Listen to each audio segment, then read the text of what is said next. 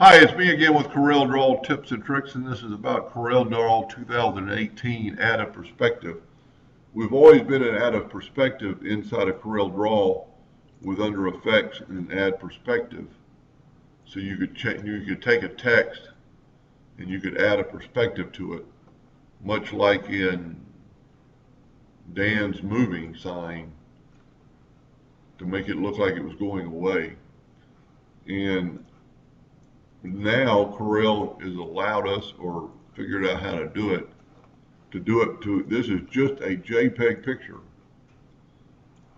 So we're going to click on the picture, go up to Effects, Add Perspective, and now we can add perspective to a JPEG picture. And that's pretty cool. As an engraver, you would have to, maybe do that and then get it ready for the engraving process, or vice versa. But this is just a piece of clip art. It's a squiggle. Never before, or I could never get a perspective to work on something like this, where you could add a perspective.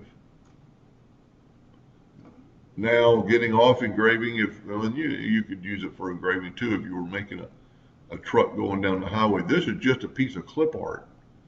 I don't even think it's been traced yet. Go to Effects, Perspective, and have it look like the side of a truck. I should have drawn a truck out.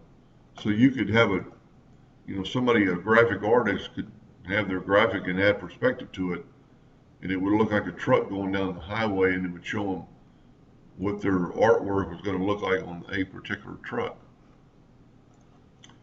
So anyway, I truly hope that helped a little bit, and thank you for watching.